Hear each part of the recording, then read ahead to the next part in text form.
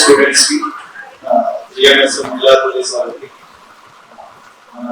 Police staff కి media వాళ్ళకి stage పైన ఉన్నందరికీ హ్యాపీ ఇంటర్నేషనల్ అడ్వాన్స్ గా ఈరోజు సెలబ్రేట్ చేసుకున్నాం కాబట్టి జనరల్ మేము ఎక్కడైనా వచ్చినప్పుడు స్పీచ్ ప్రిపేర్ అయ్యి రాము, అక్కడికి వచ్చి ఏదనిపిస్తే అది చెప్పేసి వెళ్ళిపోతున్నాం.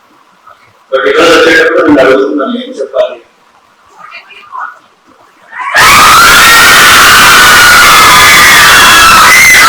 మనసులో ఉన్నాయని చెప్పేసిన వాళ్ళు ప్రాబ్లమే చెప్పాను. వచ్చినప్పుడు నేను రాకముందు బాగా ఎంజాయ్ చేస్తున్నారు, వచ్చినప్పుడు కొంచెం కంట్రోల్ గా సైలెంట్ గా ఉన్నారని చెప్పి చెప్తున్నాను. సో ఎందుకో తెలియదు. దాంతో పాటు ఏంటంటే ఇక్కడ వాళ్ళు మామూలుగా వచ్చి సాంగ్స్ పాడుతున్నప్పుడు లేదా సాంగ్స్ పెట్టుకున్నప్పుడు దాని గురించి బాగా అరుస్తున్నారు. స్టేజ్ పైకి పిలిచినప్పుడు కొంతమంది ఎనర్జీగా వచ్చారు. తర్వాత స్టేజ్ పైకి రావాలని నేను మాట్లాడాల్సి వస్తానని దాన్ని కూర్చున్నాను సైలెంట్ గా. ఎందుకని నాకు తెలియని భయం.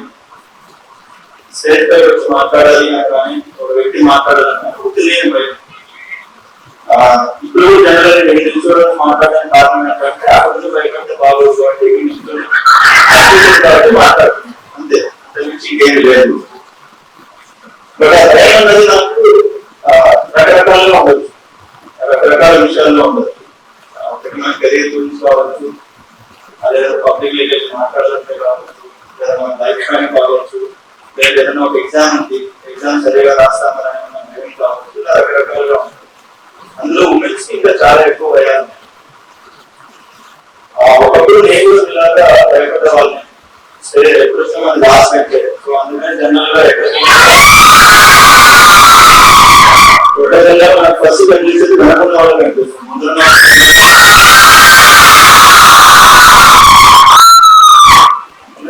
ఇలాగే కూర్చొని రాసుకుంటూ ఇలాగే ఫ్రెండ్స్ తో చెప్పుకుంటూ జోక్స్ చేసుకుంటూ ఉండాలి. క్లాస్ లో టీచర్ ఏదైనా అడిగినా కూడా లేదంటే స్టేజ్ పైకి వచ్చి మాట్లాడాలన్నా కూడా మాట్లాడుతున్నాను. బట్ అలా ఉన్నప్పుడు ఒకసారి డిగ్రీ అంటే ఇంజనీరింగ్ కంప్లీట్ అయిన తర్వాత అప్పుడున్న రిస్ట్రిక్షన్స్ ప్రకారం స్టేటస్ ప్రకారం జాబ్ చేయాల్సి వచ్చింది. సో నాకు ఇష్టంగా లేకుండా సాఫ్ట్వేర్ జాబ్ చేయాల్సి వచ్చింది.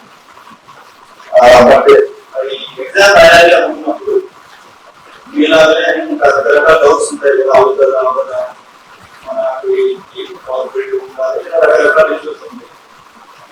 దానికి ఎగ్జామ్ ఎందుకు రాయాలనేది దానికి ఓవర్ పీరియడ్ చాలా రీజన్స్ ఉంటాయి. మనం చిన్నప్పుడు చూసింది కావచ్చు, అవతల వాళ్ళు ఇన్స్పైర్ అయింది కావచ్చు, రకరకాలుగా ఉంటాయి. బట్ ఎగ్జామ్ రాయాలని లేదా కన్ఫ్యూజన్ లో ఉన్నప్పుడు మీకు ఎంతమంది తెలుసు లేదో నాకు ఐడియా లేదు, కానీ అప్పట్లో ఒక సోషల్ మీడియా ప్లాట్ఫామ్ ఉంటుంది, హోదా అని చెప్పి ఒకటి ఉండేది. Basically, it is like మన వ్యూస్ ని ఎక్స్ప్రెస్ చేయడం ఒక ప్లాట్ఫామ్ ఉంది. లైక్ మీకు ఇప్పుడు ఎలాగైతే ఫేస్బుక్ ఇవన్నీ వాడుతున్నారు, లైక్ యూట్యూబ్ ఇవన్నీ వాడుతున్నారు, అలా ఒకటి ఉండేది. సో దాంట్లో ఒక డేట్ రాస్తారు, పేరు నాకు గుర్తులేదు. వాళ్ళ హస్బెండ్ ఐఏఎస్ ఆఫీసర్, ఆమె వచ్చి ఒక ఐఏఎస్ ఆఫీసర్, ఇద్దరు వర్కింగ్. ఒక క్వశ్చన్ ఏం రాశారంటే ఒక క్వశ్చన్ రాస్తే దానికి ఆమె ఇచ్చిన ఆన్సర్. అసలు క్వశ్చన్ ఏంటంటే ఎందుకు సివిల్ సర్వీస్ రాయాలి, సివిల్ సర్వీస్ వెళ్ళేసి ఒకసారి అయిన తర్వాత ఏం సాధిస్తారు, ఎలా ప్రపంచం ఇక్కడే ఉంటుంది కదా, సో జరుగుతూనే ఉంటుంది. సో వీళ్ళని ఏం చేయాలి, ఎందుకు అంత స్ట్రెయిన్ అవ్వాలి, జనరల్ జాబ్స్ పైకి చూసి అంత ఈజీగా ఉండదు. అది ఐఏఎస్ కావచ్చు, ఐపీఎస్ కావచ్చు, ఎన్ని జాబ్ ఏదైనా కూడా పైకి మాత్రం అంత మంచి కనిపిస్తుంది, చాలా స్ట్రగుల్స్ ఉంది. సో అంత స్ట్రగుల్ అవ్వాల్సిన అవసరం ఏంటి, సొసైటీ మార్చలేదు కదా, సొసైటీ మార్చుకోలేదు కదా. ఒక క్వశ్చన్ టైప్ చేస్తే దానికి ఆమె ఒక ఆన్సర్ ఇచ్చారు. ఆన్సర్ ఏమి ఇచ్చారంటే వాళ్ళ హస్బెండ్ కి ఆమె జరిగిన డిస్కషన్. ఇద్దరు సెక్స్ ఆఫీస్ ఇద్దరు వర్కింగ్ కాబట్టి అసలు ఉంటారు కాబట్టి అసలు ఇంకా నా వల్ల రావట్లేదు, చాలా ఇబ్బంది అవుతుంది, జాబ్ ఏదో ఒకటి ట్రాన్స్ఫర్ పెట్టుకోవడం ఏదో మాట్లాడుకుంటా ఆ స్టోరీ ఉంటుంది. ఒక వర్డ్ నాకు స్ట్రైక్ లైన్ ఆమె ఏం చెప్తారంటే సివిల్ సర్వీస్ ప్రపంచాన్ని మొత్తం మార్చుకోవచ్చు. సో సొసైటీ మొత్తాన్ని మార్చేయలేదు, లేదా జిల్లాలో అందరికీ హెల్ప్ చేయలేదు. కానీ ఒక వ్యక్తి చేయగలుగుతారు, అట్లీస్ట్ ఒక వ్యక్తికి అయితే చేయగలుగుతారు. ఆ వ్యక్తికి ఆ ఫ్యామిలీకి హెల్ప్ అయినప్పుడు జనరేషన్ మొత్తం చేంజ్ అవుతుందన్న మీనింగ్ లో వర్డింగ్ రాదు. ఆన్సర్ ఏదైతే అక్కడ రాసిందో నా దగ్గర ఫ్రేమ్ కట్టుకొని ఉంటాను.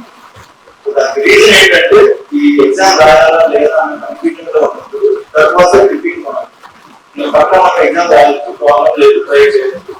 బికాస్ ఆన్సర్ చదివిన తర్వాత నేను సొసైటీ చూసే పర్స్పెక్టివ్ చేంజ్ అయింది. ఎగ్జామ్ కావచ్చు, ఎగ్జామ్ పరంగా దాంట్లో వెళ్తే సొసైటీ ఎలా చూడాలి పర్స్పెక్టివ్ చేంజ్ అయ్యింది. ఈ స్టేజ్ చెప్పారంటే ఎవరు నాకు తెలియదు, బట్ శ్రీవాస్ది నాకు డెసిషన్ తీసుకోవడానికి హెల్ప్ అయిన ఆన్సర్ ఆవిడ రాశారు.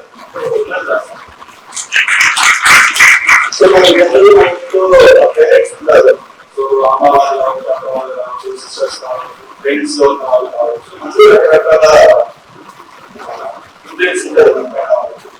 సో నేను ఒకసారి ఎగ్జామ్ ఎక్కడ రాయాలనుకుంటున్నాను, ఒక డిస్కషన్ తీసుకున్నప్పుడు మా ఫ్రెండ్స్ దగ్గర పెట్టినప్పుడు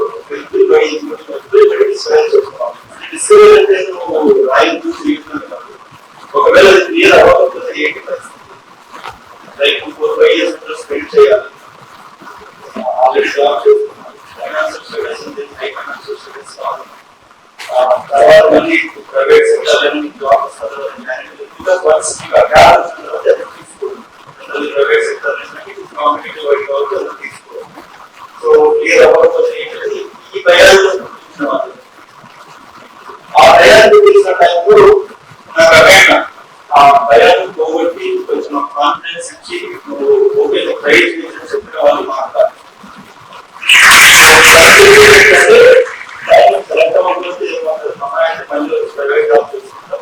ఇప్పుడు వచ్చే శాలరీ రాకపోవచ్చు, సమ్ శాలరీ ఏదో కమర్స్ శాలరీ వస్తుంది, బట్ అట్లీస్ట్ ట్రై చేసి వెళ్ళి అయిపోయింది కాదు. ట్రై చేయకుండా ఉండము అన్న ఒక మీనింగ్ వచ్చేలా మాట్లాడి ఎప్పుడైతే ఫ్యామిలీ వాళ్ళు వీళ్ళు వాళ్ళు కొంచెం కన్ఫ్యూజన్స్ క్రియేట్ చేస్తారు, అవి మళ్ళీ అప్డేషన్ తీసుకొని విషయం ఏంటంటే అబ్జర్వ్ చేయంగా ప్రతి ఒక్కరు ఎవరో దగ్గర నాకు తెలియకుండా వాళ్ళ దగ్గర చాలా నేర్చుకుంటాం. ప్రతి డెసిషన్ కి మంచి చెడు బ్యాడ్ ఏదైనా కూడా. బట్ మీ ఈరోజు గౌరవ చెప్పగలిగేది ఏంటంటే ఈరోజు ఇక్కడ నాలుగు గుడ్ క్వాలిటీస్ ఉన్నాయన్నా, బ్యాడ్ క్వాలిటీస్ ఉన్నాయన్నా, లేదా పాజిటివ్ క్వాలిటీస్ ఉన్నాయన్నా కూడా ఈ వ్యక్తి ఇలాంటి వాళ్ళు చెడ్డవాడు మంచివాడు ఒక అక్కడ వాళ్ళు అనుకుంటున్నారు. నాకు ఎంటైర్లీ కారణం ఏంటంటే నా చుట్టూ ఉన్న ఆడవాళ్ళు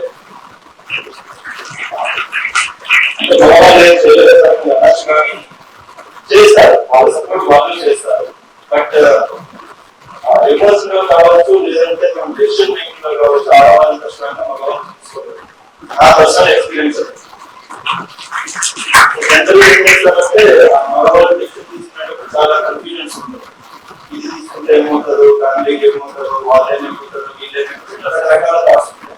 బట్ ఆడవాళ్ళకి ఫుల్ బ్యాలెన్స్ ఉంటుంది, ఇంట్లోనే ఉంటారు. సో ఇదంతా చెప్పడానికి కారణం ఏంటంటే ఇప్పుడు మీ దగ్గర చూస్తున్న భయం. సో భయం అనేది మనం రకరకాలుగా ఫేస్ చేస్తూ ఉంటాం. ఆల్రెడీ చెప్పినట్టు మనకి కెరీర్కి సంబంధించి కావచ్చు, ఇంకొక దగ్గర కావచ్చు. అట్ ద సేమ్ టైం సొసైటీలో మనం బయటకు వెళ్ళి ఆ జాబ్ చేయాలన్నా, చదువుకోవాలన్నా, లేదంటే తెలియదు. ఉమెన్ సేఫ్టీ అయితే ఆల్వేస్ టాప్ ప్రయారిటీ ఉంటుంది. ఉమెన్ సేఫ్టీ కావచ్చు, చైల్డ్ సేఫ్టీ కావచ్చు, ఆల్వేస్ అది మనకు ఫస్ట్ ప్రయారిటీగా ఉంటుంది. దానికి సంబంధించి ఆ గవర్నమెంట్ వైపు రకరకాల స్కీమ్స్ కావచ్చు, లేదా పోలీస్ వైపు రకరకాల యాక్టివిటీస్ కావచ్చు చేస్తూ ఉంటారు. బట్ ఇక్కడ నేను అబ్జర్వ్ చేసింది ఏంటంటే ఈ కొద్ది కాలంలో నాకు నిజంగా అర్థం చేసుకున్న దాంట్లో ఇక్కడున్న ఆడపిల్లలకి చాలా టాలెంట్ ఎందుకు అసలు పర్సనల్ ఇష్యూ కావచ్చు, పెళ్లి జరిగే ఇష్యూ కావచ్చు, లేదా ఎక్కువ జరిగే ఇష్యూ కావచ్చు, అవి చెప్పాలంటే కూడా భయపడుతున్నారు. రీసెంట్గా కొన్ని కాలేజెస్ ఇంటరాక్ట్ అయినప్పుడు అర్థమైన సిచ్యువేషన్. ఇప్పుడు ఒక అబ్బాయి వచ్చి ఒక అమ్మాయిని ఇబ్బంది పెడుతూ ఉంటారు, అది బయటికి చెప్పడానికి ఎందుకు భయం? ఏమంటే మా పరువు ఏమవుతుంది, ఒక భయంతో బతకాల్సిన అవసరం ఏంటి? ఇప్పుడు ఒక అబ్బాయి అమ్మాయి ఇష్టపడి ఉండొచ్చు, అది వర్కౌట్ అవ్వకపోవచ్చు. ఆ తర్వాత అబ్బాయికి లేని భయం, అబ్బాయికి లేని భయం మీకు మాత్రం ఎందుకున్నారు? వాడు వచ్చి మళ్ళీ ఇబ్బంది పెట్టుకు ఎందుకు చెప్పకుండా ఉన్నారు? రీసెంట్ గా ఈ టాపిక్ ఎందుకు చూస్తున్నానంటే, రీసెంట్ గా ఒక కేసు వచ్చింది, సైబర్ క్రైమ్ సంబంధించిన కాకపోతే ఆ అబ్బాయి ఏం చేశారంటే, అమ్మాయి మార్కెట్ ఫోటోస్ తీసుకోవాలి, వీడియోస్ తీసుకోవాలి, సోషల్ మీడియాలో అమ్మేశారు. వెబ్సైట్స్ కి అమ్మేసి డబ్బులు కలెక్ట్ చేసుకోవడం, లైక్ అమౌంట్ ఏదో వస్తారు దానికి తీసుకోవడం మొదలు. ఆ అమ్మాయి అది చెప్పుకోవడానికి కూడా చాలా ఇబ్బంది ఉండదు. అంటే అసలు ఆ అమ్మాయి తప్పు ఏం లేదు కదా, ఏం ఇష్టపడ్డారు, అది వర్కౌట్ అవ్వాలి, నష్టం లేదు కదా. తర్వాత మొత్తం ట్రేస్ చేస్తే వాడు ఇంకొకరికి అమ్మేయడం, వాడు తీసుకెళ్ళి ఇంకొకరికి ఇవ్వడం, వీళ్ళంతా తీసుకెళ్ళి ఒక కమర్షియల్ యాక్టివిటీ లాగా రన్ చేస్తుంది. సో అమ్మాయి వచ్చి చెప్పుకోవడానికి ఫస్ట్ చెప్పిన సార్ నాకు ఒక ఎవరు తెలియని వ్యక్తి పెట్టుకున్నారని చెప్పిన అమ్మాయి రోజంటే ఒక 2-3 days మాట్లాడిన తర్వాత అమ్మాయికి ఒక కాన్ఫిడెన్స్ వచ్చిన తర్వాత మొత్తం స్టోరీ చెప్పగలిగింది. అప్పుడు చెప్పలేదు. అంటే నేను చెప్తున్న పాయింట్ ఏంటంటే, అంత భయపడాల్సిన అవసరం లేదు, అంత అవసరం లేదు. ప్రతి చిన్నదానికి భయపడుతూ ఎవరు ఏదో అంటారు, ఫ్యామిలీ ఏదో అయిపోతుంది, పరువు ఏదో అయిపోతుంది, అనవసరం. మన లైఫ్ గుర్తు ఉండదు. మనం కరెక్ట్ గా ఉంది, మనం కాన్ఫిడెంట్ గా ఉంది, మనం చేయగలిగితే 100% అవుతుంది. నా రిక్వెస్ట్ ఏంటంటే, మీకు ఏ ఇష్యూ ఉన్నా పోలీస్ పరంగా, అంటే మీకు కాలేజెస్ ఇబ్బంది కావచ్చు, ఫ్యామిలీస్ దగ్గర ఇబ్బంది కావచ్చు, లేదా బయట ఎక్కడైనా కావచ్చు, 100% మీరు పోలీస్ కి అప్రోచ్ చెప్పండి. మీరు చెప్పకపోతే అంత బాగుంది అనుకుంటారు. ఎస్పీ బాగా చేస్తున్నాడు, డిఎస్పీ బాగా చేస్తున్నాడు, సిఐ బాగా చేస్తున్నాడు, డబ్బా కొట్టుకోవడం తప్ప నిజంగా బాగా జరుగుతుందా లేదా మీరు చెప్తే తెలుస్తుంది.